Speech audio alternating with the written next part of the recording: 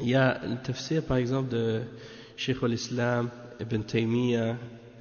Dans ses fatawa, parfois il fait le tafsir de certains versets, et l'imam Ibn al-Qayyim également, il fait parfois dans certains de ses livres, il explique certains versets, puis ils ont rassemblé ça dans des livres. Oui, l'élève d'Ibn Taymiyyah.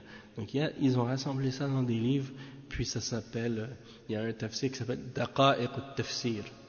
Daqa'iq al-Tafsir. Ça, là, c'est comme, il prend certains versets, ou parfois des parties d'un verset, et il rentre en profondeur dans l'explication de sa signification. Mais c'est un autre degré, parce que parfois il peut écrire comme 10 pages ou 15 pages sur juste une parole dans un verset, par exemple. Tu vois? Donc c'est pour dire, il va vraiment en profondeur dans l'explication. Il y a tellement de sortes, en fait, tu peux trouver beaucoup de différents tafsirs. Même il y a des exemples des sortes de tafsirs que je ne connais même pas. Tu vois? C'est-à-dire, tellement il y en a de livres de tafsir, moi je connais seulement les plus populaires, les plus connus des livres de tafsir. Mais il y a d'autres livres de tafsir que je connais pas, ou que je connais pas encore, tu vois, où il y a des tafsirs qui sont moins connus en même temps. Donc, alhamdulillah, on apprend tous les jours. Mais les tafsirs comme celui de Cheikh Al-Fawzan, Cheikh Ibn Uthaymin, il a fait tafsir, mais son tafsir, il n'est pas complet, c'est-à-dire il n'y a pas le Coran au complet, tu vois. Mais il y a une grande partie. تفسير الفاتحة البقرة آل عمران النساء المائدة الأنعام, et il y en a d'autres, c'est des tafsirs d'une sourate en particulier, mais c'est pas complet, mais c'est dans plusieurs volumes. C'est ça, c'est-à-dire Cheikh Ibn Uthaymin, il a le tafsir dans un volume de Juz Amma. C'est un volume pour Juz Amma. Puis Cheikh Al-Fawzan, il a en 2 volumes Tafsir Al-Mufassal, Tafsir Al-Ayat Al-Mufassal. Donc tous les versets qui sont à partir de Surat Al-Hujurat jusqu'à la fin, il a fait le tafsir. C'est vraiment bénéfique aussi. Et qu'est-ce qui est bien, c'est que Cheikh Ibn Uthaymin, j'aime beaucoup son style, comment il fait le tafsir, parce que il touche à tout en même temps. Tu vois, il ramène des choses sur l'aqida, sur le fiqh, sur toutes sortes d'autres, même sur la langue arabe, des fawaïd vraiment intéressants. Oui, là je parle de Cheikh Ibn Uthaymin en fait. Oui, c'est ça. Cheikh Al-Fawzan, je parlais de Cheikh Al-Fawzan. Mais Cheikh Ibn Uthaymin, lui aussi, mashallah, il rentre vraiment parfois très en profondeur aussi dans les versets, puis il ramène beaucoup de points très intéressants aussi dans son tafsir, mashallah. On voudrait pouvoir tous les lire, tout faire les cours de tous ces livres-là, mais malheureusement, tu vois, on n'a pas le temps. Juste, tu vois, le temps que ça prend juste pour faire un seul. Donc, imagine si on devait faire tout, ce serait beaucoup. Hein. À la base, tu sais, comme par exemple ce tafsir de Al-Baqarah, il n'est pas... Et ça, c'est le cas de beaucoup de livres des salafs, même à l'époque. C'était pas des livres que les imams eux-mêmes, parfois, ils ont écrits. C'est-à-dire, ils se sont pas assis pour écrire le livre comme ça. Mais ils ont fait des cours pour expliquer ces livres-là, puis ces cours-là ont été enregistrés puis retranscrits après, puis ils ont été publiés par la suite. Donc à la base, ce tafsir-là, c'est des cours qui ont été donnés dans le Masjid al-Haram à Mecca, tu vois, puis le cheikh il les a par la suite fait publier. Il y en a qui c'est-à-dire le cheikh lui-même, il se base sur ce qu'il a appris des ulama de l'islam, du tafsir, Tu vois, c'est-à-dire que le cheikh, c'est un alim, c'est un savant. Donc, il a étudié le tafsir, mais il a étudié le fiqh, il a étudié l'aqida, il a étudié tous ces sujets-là. Donc, quand il explique le verset, il va ramener des points de qu'est-ce qu'il a appris dans des hadiths, d'autres versets qui parlent du même sujet. Il va ramener des explications, qu'est-ce que les ulama de tafsir ont mentionné sur ça. Probablement que, bien entendu, avant de faire le cours, il prépare son sujet, tu vois. Il va vérifier, par exemple, les paroles des ulama sur la signification des différents versets.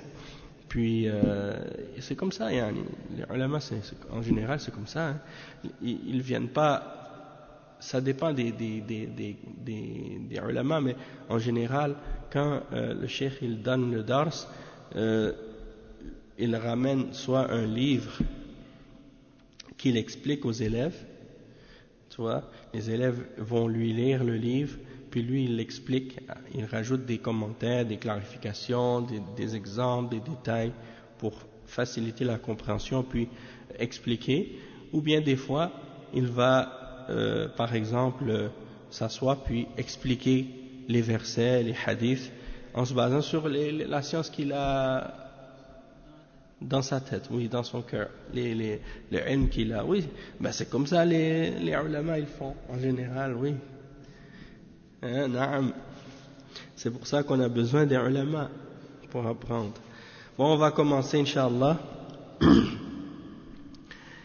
إن الحمد لله نحمده ونستعينه ونستغفره ونعوذ بالله من شرور أنفسنا ومن سيئات أعمالنا من يهده الله فلا مضل له ومن يضلل فلا هادي له وأشهد أن لا إله إلا الله وحده لا شريك له وأشهد أن محمدا عبده ورسوله يا أيها الذين آمنوا اتقوا الله حق تقاته ولا تموتن إلا وأنتم مسلمون يا أيها الناس اتقوا ربكم الذي خلقكم من نفس واحدة وخلق منها زوجها وبث منهما رجالا كثيرا ونساء واتقوا الله الذي تساءلون به والأرحام إن الله كان عليكم رقيبا يا أيها الذين آمنوا اتقوا الله وقولوا قولا سديدا يصلح لكم أعمالكم ويغفر لكم ذنوبكم ومن يطع الله ورسوله فقد فاز فوزا عظيما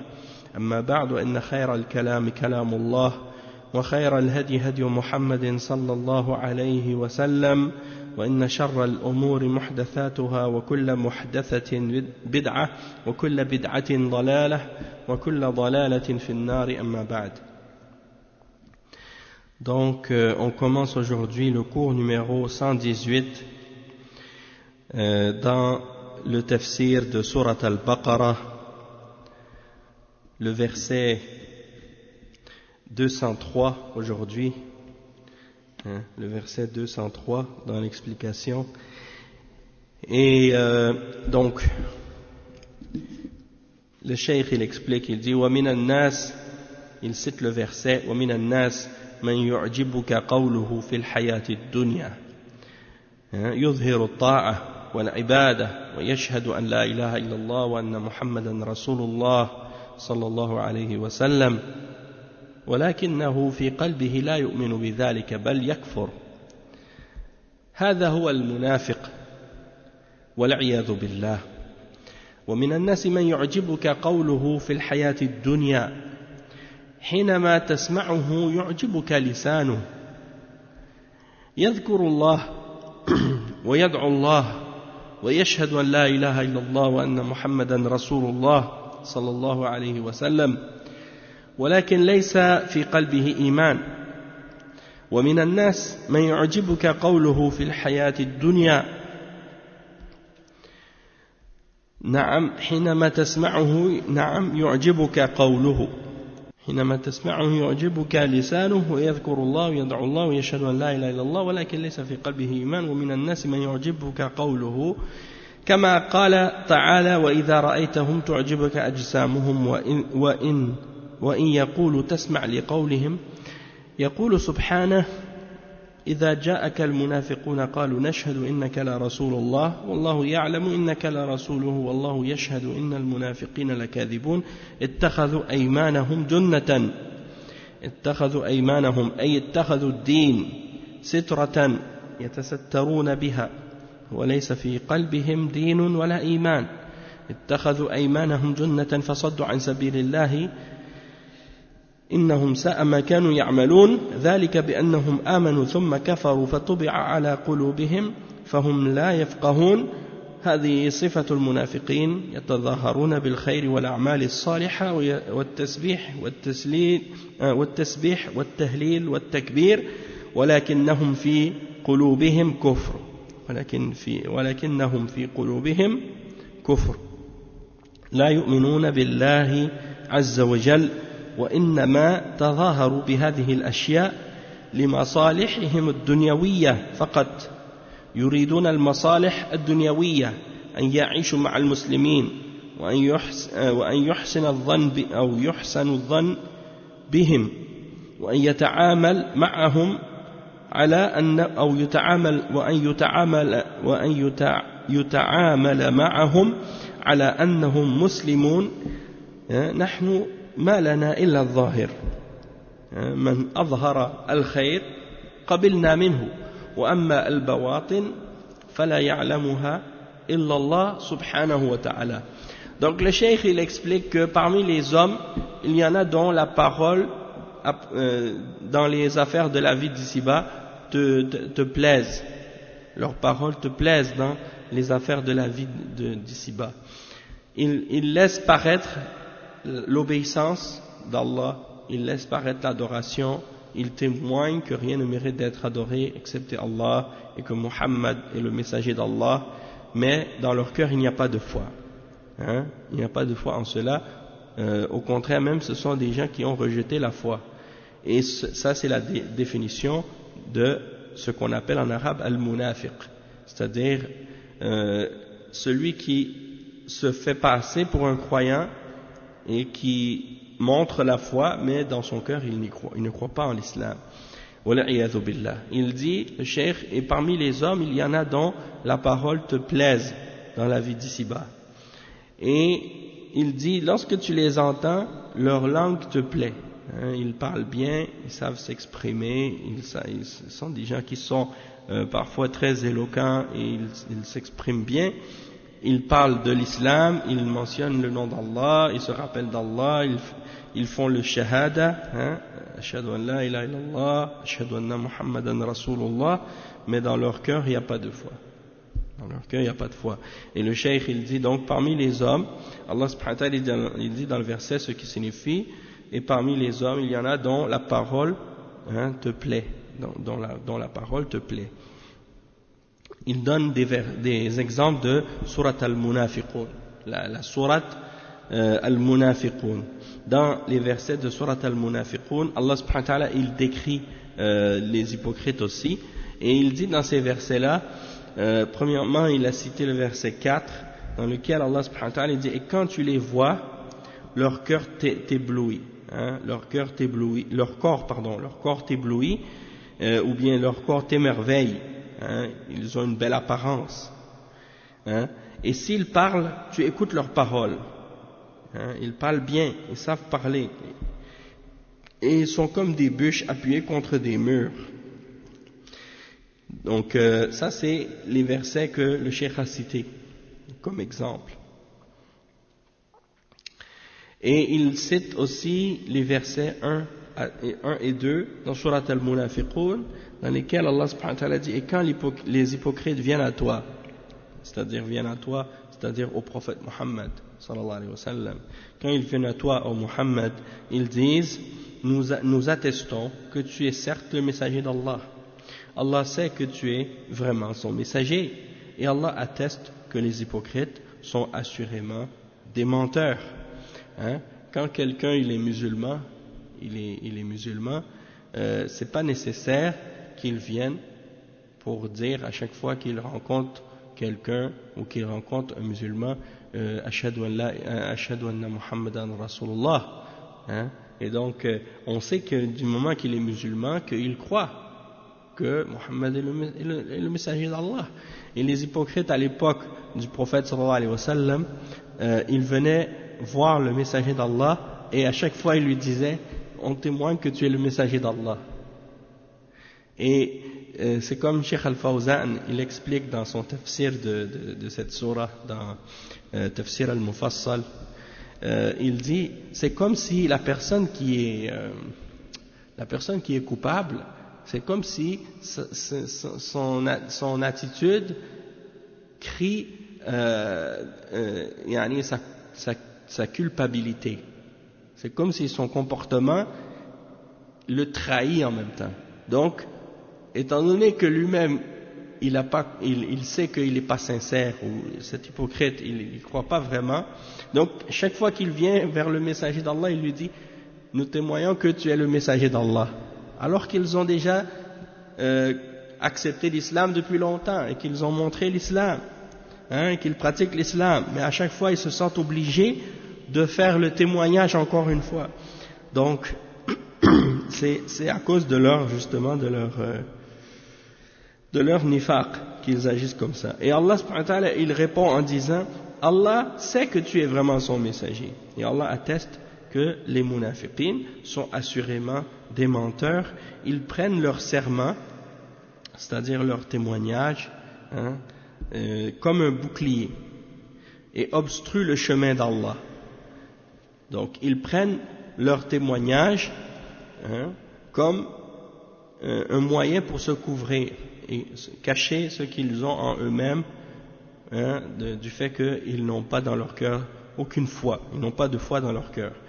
Donc ils prennent leur témoignage et leur serment comme un bouclier et ils obstruent le chemin d'Allah, ils bloquent le chemin d'Allah pour ceux qui veulent accepter la foi.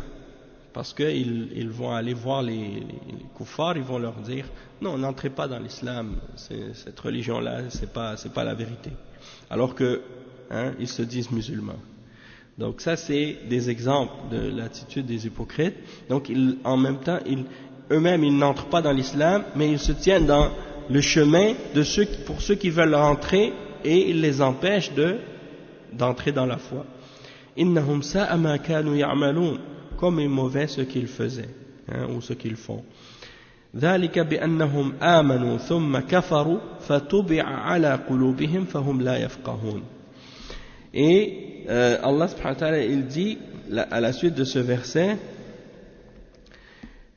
il dit c'est parce qu'en vérité ils ont cru au début, puis ils ont rejeté la foi. Leur cœur donc a été scellé de sorte qu'ils ne comprennent rien. Ils ont rejeté la foi après avoir cru, et donc leur cœur est devenu scellé à cause de ça, et ça c'est parce qu'ils ne comprennent, par la suite ils ne peuvent plus comprendre la vérité. Ça c'est les caractéristiques des hypocrites qui laissent paraître le bien et les bonnes œuvres. Ils font le tasbih, ils disent subhanallah, ils font le tahlil. Le tahlil c'est de dire la ilaha illallah. Ils font at-takbir. At-takbir, c'est le fait de dire Allahu Akbar, qu'Allah est le plus grand. Mais dans leur cœur, il y a du kufr, c'est de la mécréance seulement. Et ils ne croient pas en Allah, ils ne font que montrer extérieurement qu'ils croient pour des intérêts de la dunya, pour des bienfaits de la dunya seulement. Donc ça c'était la réalité de beaucoup d'entre les hypocrites à Médine. Parce qu'à Makka, il n'y avait pas d'hypocrite. Comme on l'a expliqué au début de Surat Al-Baqarah, Cheikh Al-Fawzan avait fait ça dans le tafsir des premiers versets dans Surat Al-Baqarah. Il expliquait les caractéristiques des hypocrites. À Médine, il n'y avait pas d'hypocrite. À Makka, il n'y avait pas d'hypocrite. Parce que c'était une période où les gens étaient faibles et opprimés en devenant musulmans. Ils avaient beaucoup d'épreuves, donc ceux qui entraient dans l'islam à la Mecque, c'est uniquement les gens sincères. Tandis qu'à Médine, étant donné que la religion était en situation de force, les musulmans étaient en position de force et en grand nombre, ils étaient majoritaires, donc les hypocrites, ou bien plutôt les kuffars, ont vu que s'ils voulaient continuer de garder leurs biens de la dunya et leurs intérêts dans la dunya, ils n'avaient pas le choix que de se convertir à l'islam. Sauf qu'ils se convertissaient à l'islam uniquement en apparence. Dans leur cœur, ils ne croyaient pas réellement en l'islam. Et ça, on le voit des fois dans des situations où des gens, moi je me rappelle au début quand je me suis converti à l'islam, il y a eu comme une genre de vague à cette période-là, dans les débuts des années 90, beaucoup de jeunes, quand je suis devenu musulman, beaucoup de jeunes ont voulu se convertir à l'islam. C'était presque, à cette époque-là, c'était presque une vague. On sentait que tout le monde commençait à s'intéresser à l'islam, tout le monde devenait musulman. Et certains parmi les jeunes, parfois, ils deviennent musulmans parce que leurs amis deviennent musulmans. Donc, puisque tous ses amis sont devenus musulmans, lui, il se dit, moi, je ne vais pas rester comme ça tout seul, alors que tout le monde est devenu musulman, moi, je vais rester comme ça, disons, pas musulman, je vais pas pouvoir, disons, me sentir accepté. Alors, il se convertit à l'islam parce que les autres sont devenus musulmans, pas parce que lui, il croit réellement à l'islam. D'accord? Et ça, on a vu ça beaucoup dans certains groupes de jeunes, là, comme ça. Et parfois, c'est pas, disons que c'est des fois parmi des gens qui reviennent à l'islam, c'est-à-dire des gens qui étaient nés dans des familles musulmanes, mais qui n'ont jamais vraiment pratiqué l'islam. Puis, qu'à un moment donné, les gens dans le quartier, par exemple, ils ont commencé à découvrir la sunna et comprendre la salafiyya. Alors, ils ont voulu, disons, suivre ce que le reste de leurs amis, de leur fréquentation ont fait, puisque tout le monde sont rentrés dans la pratique de la religion. Alors eux, ils ont dit, si eux ils rentrent, alors moi aussi je vais rentrer.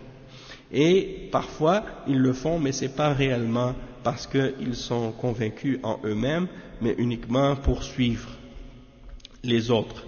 Et c'est pour ça que parfois tu vois que à un moment donné, ils commencent à revenir sur leurs pas, ils commencent à retourner à leurs mauvaises habitudes, ils commencent à avoir des doutes en leur pratique religieuse.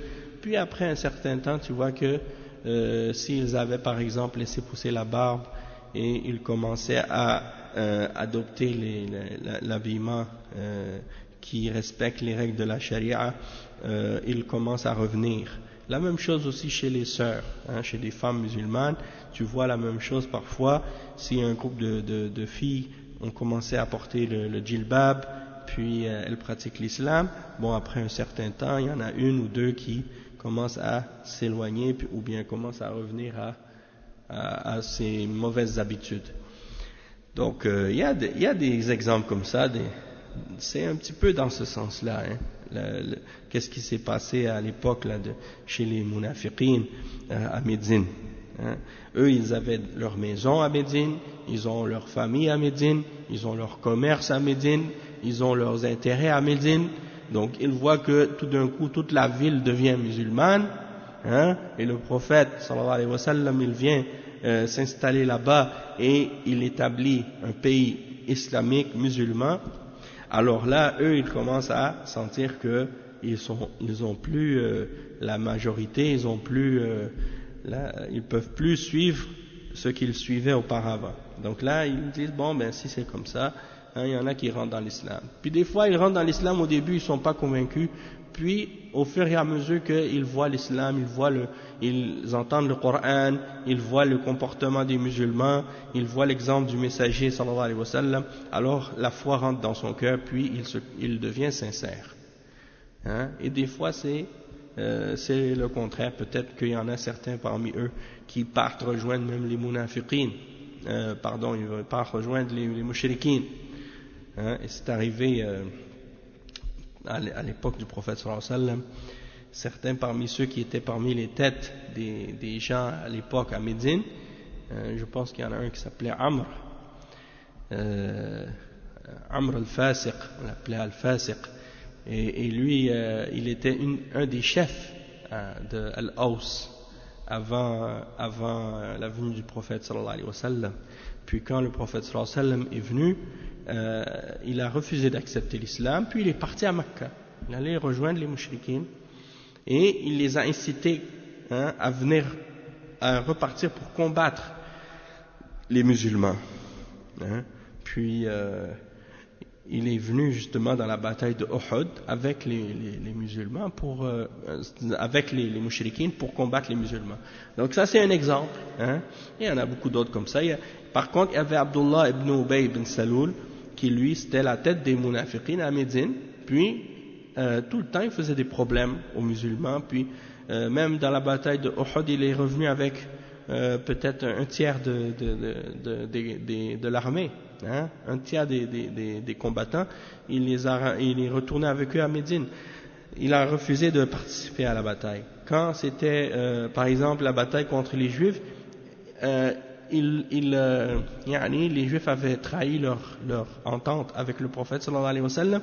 Lui il cherchait toujours à les défendre et à chercher leur protection contre en voulant dire si jamais il nous arrive quelque chose, vous allez nous défendre, faire des ententes avec les Juifs. Donc ça c'est l'attitude des munafiqin, Allah al-Musta'an.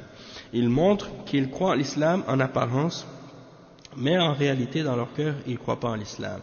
Et il y a des gens comme ça à l'époque actuelle, et depuis que le prophète sallallahu alayhi wa sallam a fait la hijra à Médine, il y a eu des munafiqin dans la Ummah.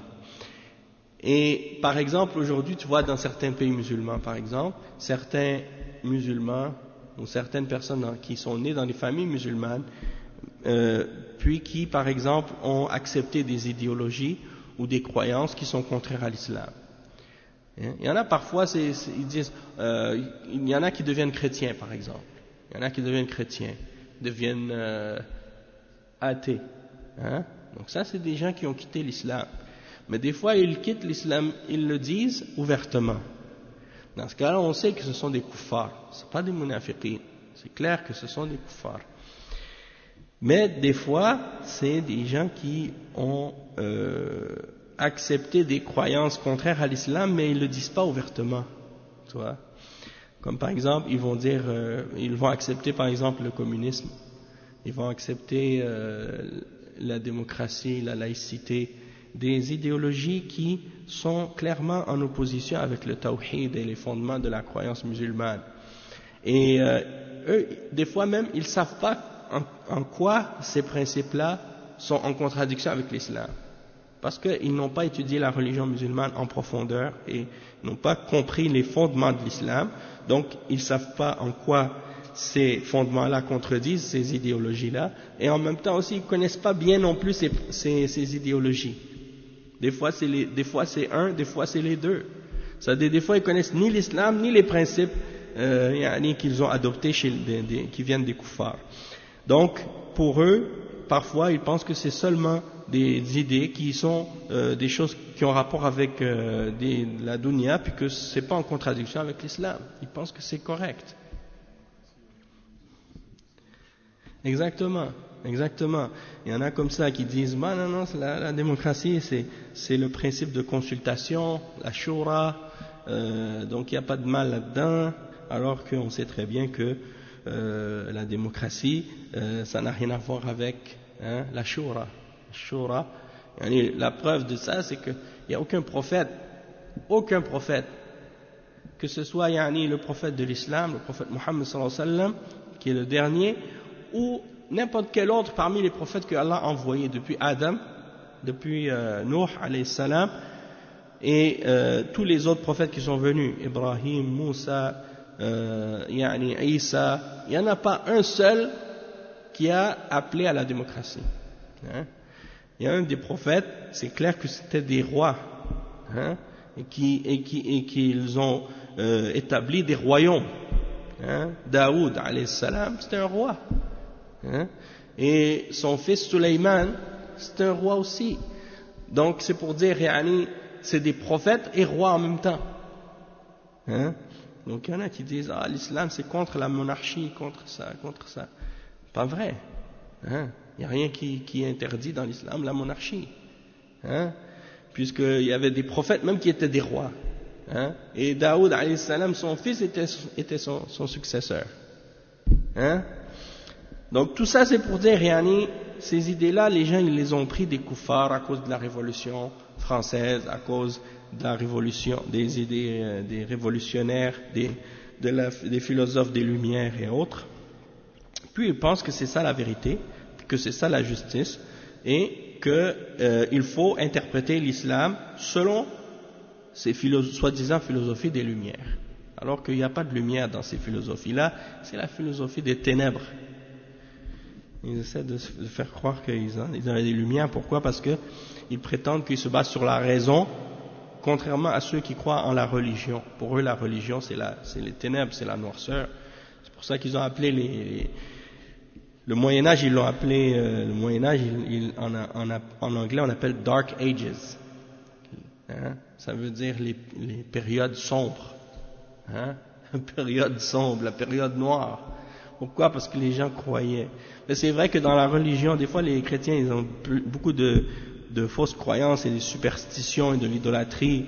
Surtout avec l'Église, on sait les injustices que l'Église a faites. Donc, dans ce sens-là, on peut comprendre pourquoi, pour eux, la religion était cette période-là qui était une période très religieuse était sombre, mais pas pour nous, les musulmans. Hein? C'est pas le cas.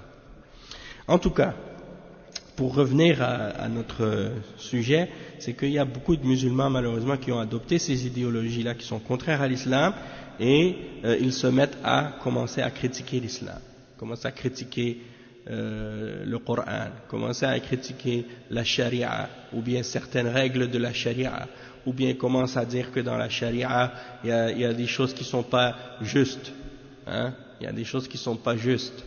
Ils disent par exemple il n'y a pas l'égalité absolue entre l'homme et la femme ou des choses de ce genre et ils se basent sur les droits de l'homme pour critiquer la charia, tu vois. Les droits que des hommes ont inventés et que des hommes ont écrits avec leurs propres mains et ils ont établi que c'était ça pour eux qui était la justice et ils se basent là-dessus pour critiquer la parole d'Allah et la révélation divine et la parole du prophète Mohammed sallallahu alayhi wa sallam. Hein?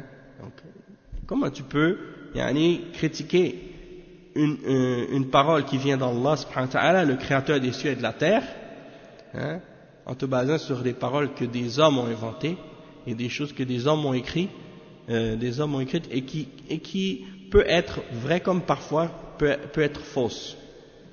Hein, donc si ce qu'ils ont écrit est vrai et que c'est correct, que c'est juste et que ça confirme ce qui est dans le Coran, dans ce cas-là, on va dire, oui, dans ce cas-là, c'est vrai parce que ça confirme ce qui est dans le Coran. Mais si ce qu'ils ont écrit contredit ce qui est dans le Coran, alors dans ce cas-là, leur parole, elle est rejetée à 100%. On n'en tient même pas compte. Hein? Même si tous les États sur Terre, dans les Nations Unies, se mettent d'accord pour signer cette loi-là ou cette règle-là. Parce que notre référence à nous, c'est pas ce que les hommes ont décidé, mais c'est ce que Allah subhanahu wa ta'ala a révélé. C'est ça notre référence, c'est ça notre loi suprême, c'est ça notre sharia, hein? notre référence pour établir notre vie et pour établir tous les aspects de la vie, pas seulement l'aspect religieux, mais même l'aspect politique, l'aspect économique, l'aspect social et autres. Donc le cheikh il dit وَمِنَ النَّاسِ مَنْ يُعْجِبُكَ قَوْلُهُ فِي الْحَيَاةِ الدُّنْيَا وَيُشْهِدُ اللَّهَ عَلَى مَا فِي قَلْبِهِ أي أن الله جل وعلا يعلم ما في قلبه. Donc il dit parmi les hommes il y en a dont la parole t'éblouit ou te plaît dans les choses de la vie d'ici-bas. Et il dit وَيُشْهِدُ اللَّهَ عَلَى مَا فِي قَلْبِهِ. Il dit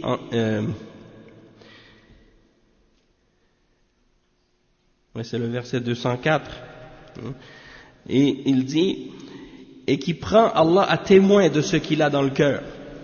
Donc quand il parle, il dit hein, Allah est témoin de ce que j'ai dans mon cœur. Il dit ça quand il parle. Donc il dit, il y a parmi les gens dont la parole sur la vie présente te plaît et qui prend Allah à témoin de ce qu'il a dans le cœur. Et donc, il dit, Allah est témoin, Allah sait ce que j'ai dans mon cœur. Et il laisse montrer l'adoration, l'obéissance, et que Allah sait ce qu'il y a dans son cœur. Et il prend Allah à témoin de ce qu'il a dans son cœur. Que Allah sait ce qu'il a dans le cœur. Il dit, ay anna Allah ya'lamu ma fi qalbihi, fala yanfa'uhu at-tadhahur wa at-tazayyun bima laysa fihi. Et il dit, et Allah, de toute façon, il sait ce qu'il a réellement dans son cœur. Donc, le fait qu'il montre le bien et qu'il essaie d'embellir ses actions, ça ne lui profitera en rien du tout de plus, puisque Allah sait que ce qu'il dit, c'est le contraire de la réalité. Certains ulama ont expliqué ça d'une autre façon. Ils ont expliqué de la façon que j'ai mentionnée. C'est-à-dire que, lui, le cheikh, il dit, une des significations du verset, وَيُشْهِدُ اللَّهَ عَلَى مَا فِي قَلْبِهِ, c'est-à-dire que Allah sait ce qu'il a dans son cœur. Donc même s'il montre les bonnes paroles et le bien, Allah sait que dans son cœur il y a autre chose. Une autre signification, il dit وَقِيلَ مَعْنَا وَيُشْهِدُ اللَّهَ عَلَى مَا فِي قَلْبِهِ أَنَّهُ يَقُولُ أَنَا أُشْهِدُ اللَّهَ أَنِّي صَادِقٌ أَنَا أُشْهِدُ اللَّهَ أَنِّي مُسْلِمٌ وَهُوَ كَذَّابٌ كما قالوا نشهد إنك لرسول الله وهم كذبة والله يشهد إن المنافقين لكاذبون. Donc il y en a d'autres savants qui ont expliqué que la signification du verset وَيُشْهِدُ اللَّهَ عَلَى مَا فِي قَلْبِهِ, et il prend Allah à témoin de ce qui est dans son cœur, c'est-à-dire il dit je prends Allah comme témoin que je suis véridique. Je prends Allah comme témoin que je suis musulman, c'est-à-dire que je suis musulman. Mais il est un menteur, c'est un grand menteur.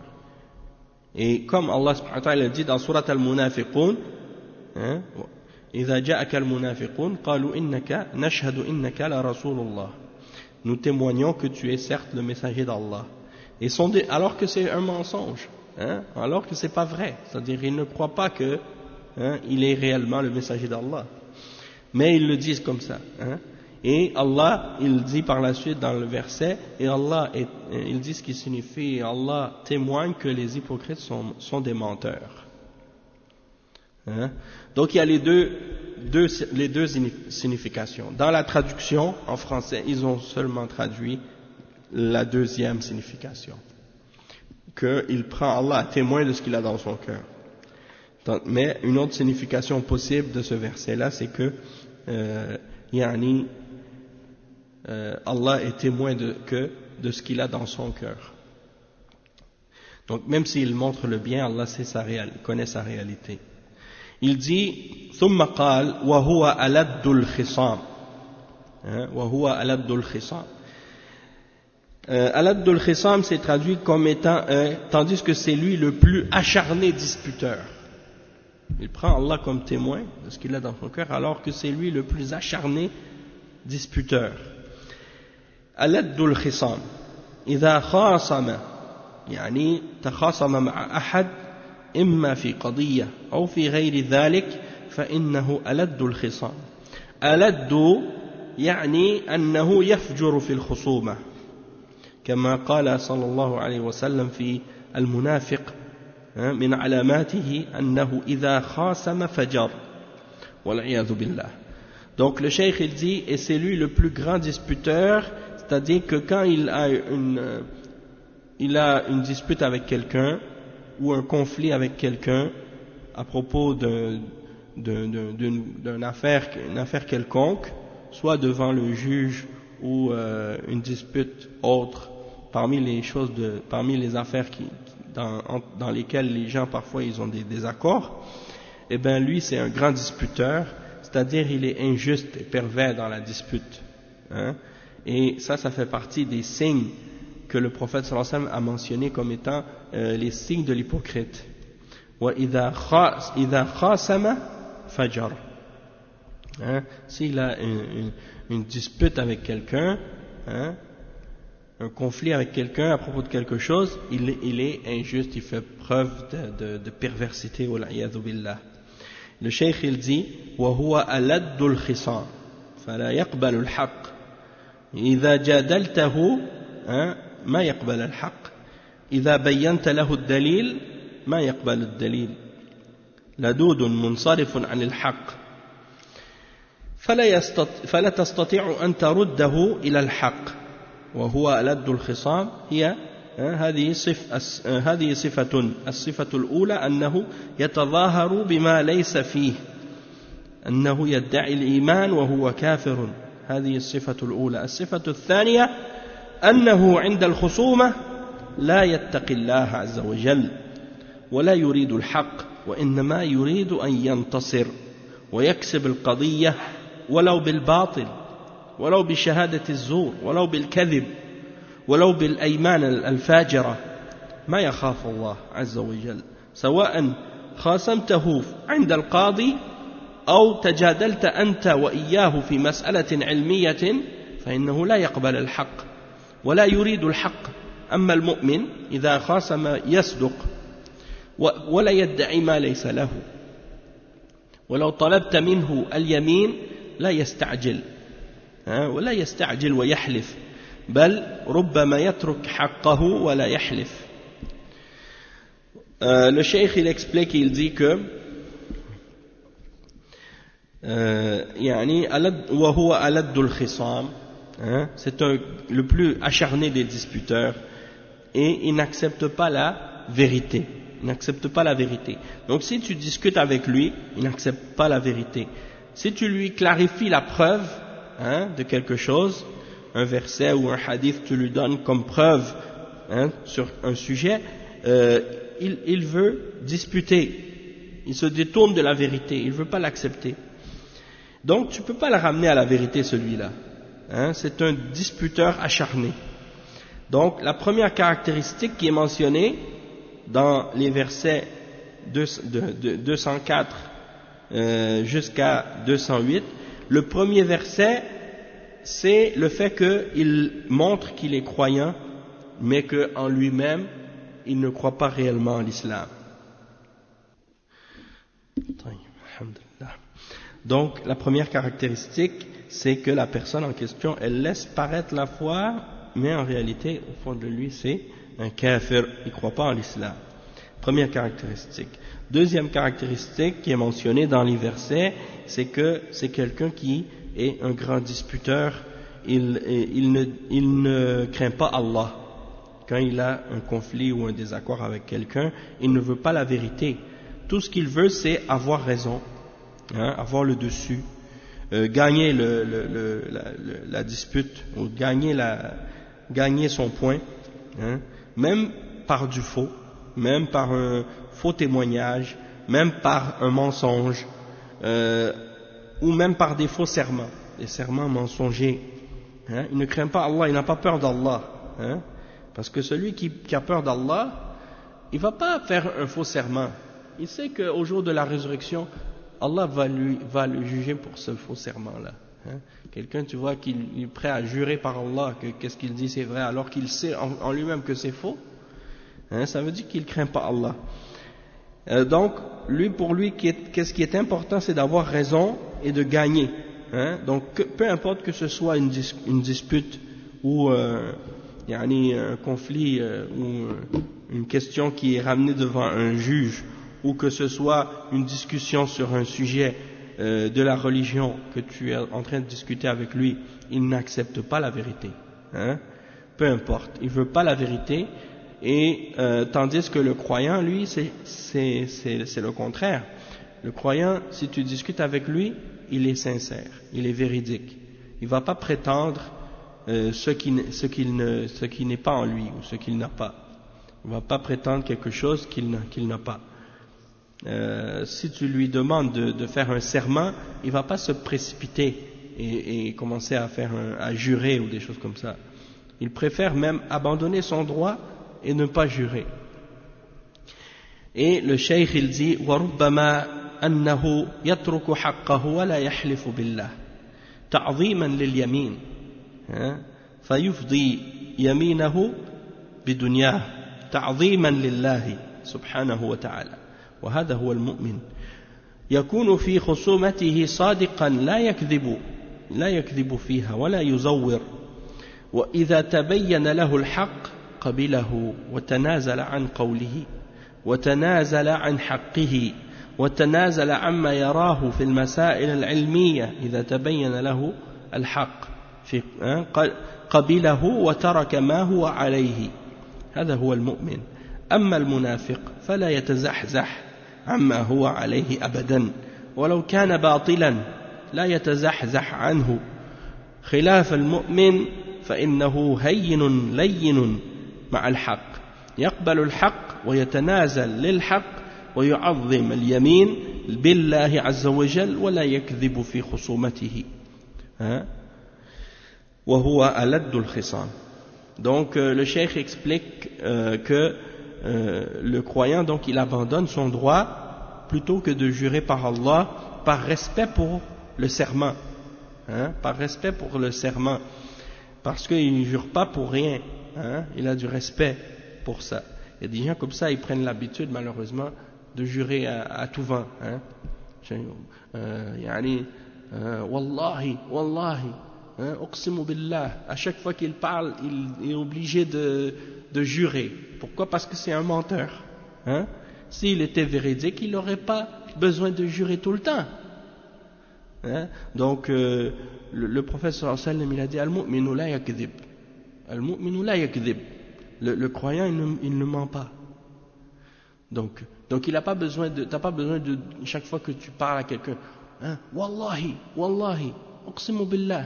Ça c'est une des caractéristiques des hypocrites, ils jurent tout le temps. Pourquoi? Parce qu'ils ne disent pas la vérité, donc ils ont besoin de jurer à chaque fois pour que les gens croient ce qu'ils disent. Tandis que celui qui est toujours véridique n'a pas besoin de jurer. Pourquoi? Parce qu'il dit toujours la vérité et les gens savent ça de lui, donc même s'il ne jure pas, ils le croient. Donc ça c'est une des caractéristiques. Et le cheikh il dit donc le mu'min, quand il est par exemple en train de débattre ou quand il a une dispute avec quelqu'un, une discussion, il va pas mentir, il va pas falsifier les informations ou bien prendre des faux témoins ou des choses comme ça. Le vrai croyant, il n'agit pas comme ça. Et lorsqu'on lui clarifie la vérité, il l'accepte et il va abandonner sa position, il va abandonner sa propre position pour accepter la vérité qu'on lui a montrée. S'il avait par exemple une opinion dans les questions de religion, dans des questions de fiqh, des questions par rapport à l'islam, que par exemple quelque chose qu'il ne connaissait pas ou qu'il n'avait pas compris comme il faut, ou bien une question sur laquelle il n'avait pas entendu la position correcte, eh ben il va laisser sa position et accepter la vérité une fois qu'on lui a présenté le dalil. C'est comme ça que le croyant agit. Tandis que l'hypocrite, lui, il bouge pas de sa position. Il bougera jamais. Même si il sait qu'il est sur le faux, il insiste à garder son opinion et à garder sa position. Pourquoi? Parce qu'il n'est pas, de un, il n'est pas sincère, de deux, il est orgueilleux et fier. Et pour lui, le fait de montrer qu'il reste ferme sur son idée, malgré qu'il sait qu'il a tort, pour lui, c'est comme une sorte de fierté. Ça, c'est son orgueil. A'udhu billah. Donc ça, c'est pas correct. Le croyant, il doit pas être comme ça. Le croyant, il doit être docile et doux vis-à-vis de la vérité. Et il doit l'accepter, la vérité, de peu importe de qui elle vient. Que ce soit, même si c'est un enfant qui lui ramène la preuve, ou si c'est un enfant qui lui dit la vérité, il accepte la vérité. Même si c'est une personne qui a moins de connaissances que lui, ou qui est, son statut, peut-être, il est pas aussi respecté dans la société. Peut-être que la personne, elle se trompe, elle est, par exemple, une personne qui est savante, ou une personne qui a beaucoup de science, et quelqu'un qui vient et il le corrige dans un point qu'il avait fait une erreur, il ne va pas dire « Ah, mais toi, t'as pas de science, alors j'accepte pas de toi ». Non, il l'accepte, même si ça vient de quelqu'un qui est plus ignorant que lui. Pourquoi? Parce que l'important, c'est pas de qui la vérité vient, l'important c'est que c'est la vérité, hein? Peu importe de qui elle vient. Et donc tu l'acceptes par respect pour la vérité. Et le cheikh il dit en même temps il respecte le serment, hein? Le serment qu'il fait par Allah. Et il ne va pas mentir aussi dans ses conflits ou dans des débats ou des discussions. Donc ça c'est à propos de la partie du verset où Allah il dit au sujet de cet hypocrite qu'il est un disputeur acharné.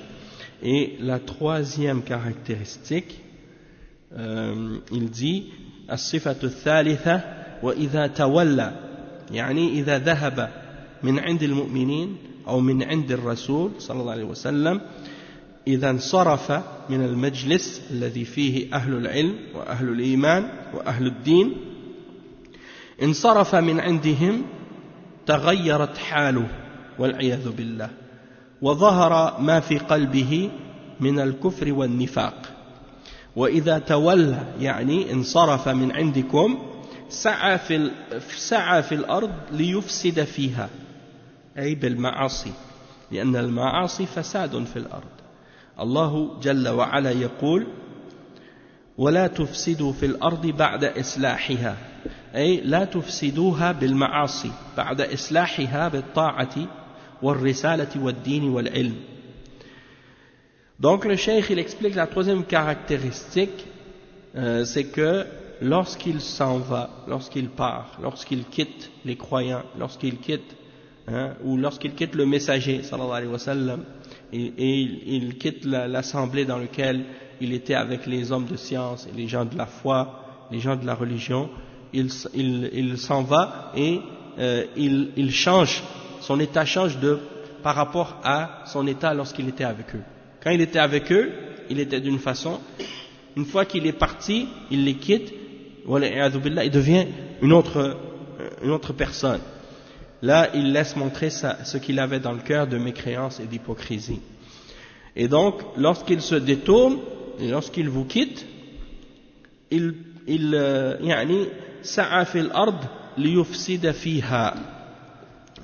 part sur la terre pour y commettre le désordre, pour y faire le désordre. Dès qu'il tourne le dos, il parcourt la terre pour y semer le désordre. Et le cheikh il explique qu'il part pour semer le désordre en faisant des péchés, parce que parmi les choses qui font partie du désordre, wa alaykum salam wa rahmatullahi wa barakatuh, parmi les choses qui font partie du désordre sur la terre, c'est la désobéissance d'Allah et le péché. Et Allah subhanahu wa ta'ala dit dans le verset 56 dans Surat Al-A'raf, il dit et ne semez pas le désordre sur la terre après qu'elle ait été réformée. C'est-à-dire, ne faites pas de désordre sur la terre en commettant des péchés sur la terre après que la terre ait été réformée par l'obéissance, par la prophétie, par la religion, par la science.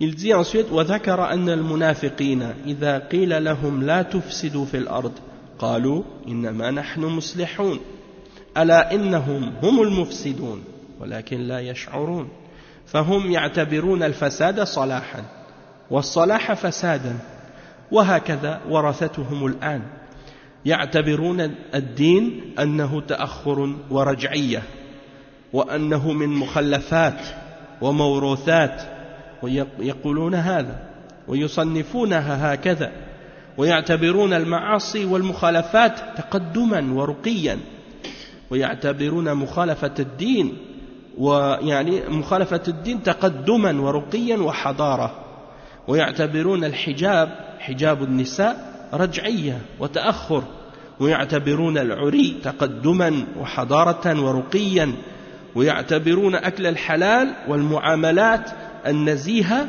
في البيع والشراء يعتبرون هذا تغفيلا ورجعية ويعتبرون القمار والربا والرشوة والمكاسب الخبيثة اقتصاد. يقولون هذه مقومات الاقتصاد. يقولون الاقتصاد لا يقوم إلا على الربا قبحهم الله. فهذا من فسادهم في الأرض. Donc le cheikh il explique, il dit que Allah subhanahu wa ta'ala il a mentionné à propos des hypocrites que lorsqu'on leur a dit ne faites pas le désordre sur la terre, ils disent nous ne sommes que des réformateurs, on veut faire le bien. Et Allah subhanahu wa ta'ala il répond au début de Surat Al-Baqarah, il dit certes ce sont eux les semeurs de désordre, ce sont eux qui sèment le désordre, mais ils ne s'en rendent pas compte, ils ne le réalisent pas. Donc ils considèrent que le désordre c'est du bien et que le bien c'est du désordre. Et donc on voit que leurs héritiers aujourd'hui sont de la même façon. Ceux parmi les gens du désordre aujourd'hui, les hypocrites aujourd'hui, ils sont comme ça aussi. Tu vois parmi les musulmans certains qui considèrent que la religion et la pratique religieuse c'est rétrograde, c'est de revenir en arrière. Ils disent vous voulez nous ramener en arrière avec votre religion, avec vos règles religieuses, vous voulez nous faire reculer, vous faites reculer les musulmans. Allah al-Musta'an, parce qu'on appelle à la sunna, parce qu'on appelle à l'islam. Et ils considèrent que les péchés et les contradictions à l'islam, ça c'est de l'évolution, c'est de la modernité. Ils considèrent que tout ce qui contredit la religion, c'est de la civilisation, de l'évolution, du modernisme. Ils considèrent le hijab des femmes musulmanes comme étant rétrograde, comme étant un retour en arrière. Et par contre, ils considèrent la nudité, le nudisme, comme étant de la civilisation, comme étant de l'évolution, l'ouverture d'esprit, comme tu dis. Et c'est bizarre parce que les peuples les plus primitifs, c'est eux qui sont connus comme étant ceux qui s'habillent le moins. Si tu vas dans les endroits sur terre où il y a les gens qui vivent dans la brousse ou la jungle ou dans les grottes, c'est des gens qui sont le moins habillés, eux ils prétendent que c'est ça l'évolution. Nasallallahu al-afiyah. Donc c'est ça, ici c'est le contraire. Nasallallahu al-afiyah. Ils aiment s'exhiber et puis tu vois la perversité dans leurs mœurs. Ça c'est la civilisation actuelle, soi-disant civilisation occidentale, qui ne fait que propager la perversité dans le monde à notre époque. Donc ils considèrent ce qui est halal et ce qui est bon comme transaction et comme interaction dans les choses du commerce et de la vente, tout ce qui est propre et tout ce qui est halal, eux ils considèrent que c'est rétrograde, tandis que les jeux de hasard, les intérêts, rishwa, les pots de vin, tous les gains qui sont les choses qui sont gagnées de manière illicite ou sale, eux ils considèrent que ça c'est ça ce qui renforce l'économie, qui rend l'économie forte. Et ils disent qu'il ne peut y avoir d'économie excepté qu'avec le riba, que Allah les maudisse, le cheikh dit. Et donc ça c'est un exemple de leur désordre sur la terre. Allah musta'an. On va s'arrêter ici pour aujourd'hui. On continuera demain la suite de l'explication de ces versets, Inch'Allah. Subhanakallahumma bihamdik, ashhadu an la ilaha illa ant, astaghfiruka wa atubu ilayk, wa sallallahu wa sallam ala nabiyyina Muhammad wa ala alihi wa sahbihi ajma'in. Wassalamu alaikum wa rahmatullahi wa barakatuh.